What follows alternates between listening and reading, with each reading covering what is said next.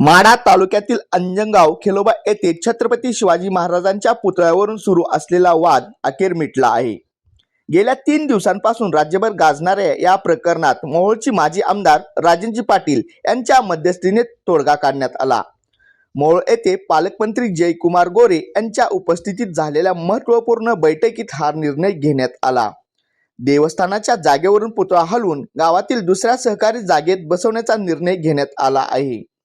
नव्या जागेची निवड शिवभक्तांच्या पसंतीनुसार केली जाणार आहे। तसेच पुतळ्यासोबत स्मारकाच्या सुशोभीकरणासाठी 1 कोटी रुपयांचा निधी देखील मंजूर करण्यात आला आहे। शनिवारी सकाळी प्रशासन, देवस्थान समिती आणि शिवप्रेमींच्या उपस्थितीत नव्या जागेची पाहणी होणार आहे। अंजनगाव खेलोबाचे इथं छत्रपती शिवाजी महाराजांचा आशूर पुतळा बसवण्याच्या जागेवरून एक वाद निर्माण झाला होता। देवस्थान आणि गावकरी असा तो वाद निर्माण झाला होता।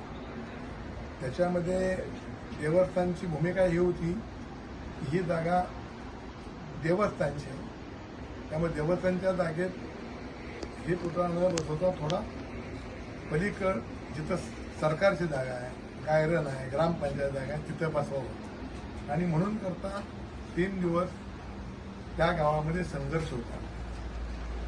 परंतु आज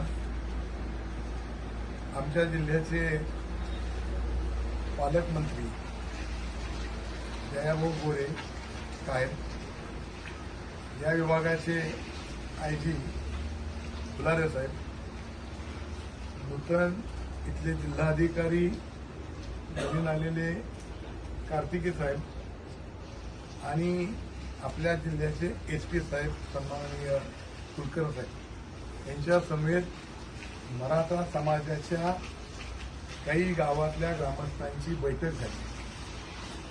सकाळपासून जो वाद होता तो 814 ही जागा मोजावी आणि त्या जागेच्या, ती जागा देवस्थानची आहे, ती जागा सोडून इतरत्र महाराजांचा पुतळा बसवावा आणि मराठा समाजाची मागणी होती की तुम्ही सक्षम अधिकाऱ्याकडे ती जागा मोजा आणि ती जागा मोजल्यानंतर जर शिवाजी महाराजांचा पुतळा त्याच्यामध्ये आला तर दुसऱ्या ठिकाणी आम्ही हलवायला तयार आहोत।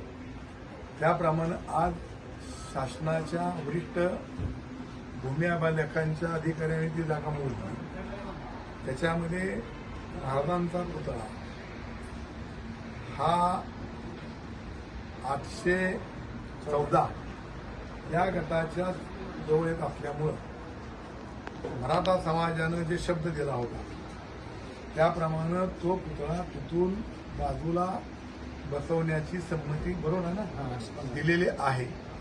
परंतु आता ते कुठं बसवायचा या संदर्भामध्ये शेवटी शिवाजी महाराजांचा पुतळा बसवत असताना तो देखण्या जागी सगळ्यांना दिसला पाहिजे आहे, सगळ्यांना त्यांच्यापुढे नतमस्तक झालं पाहिजे आहे, अशी जागा निवडावी अशी आमच्या ह्या सगळ्या ग्रामस्थांची मागणी होती।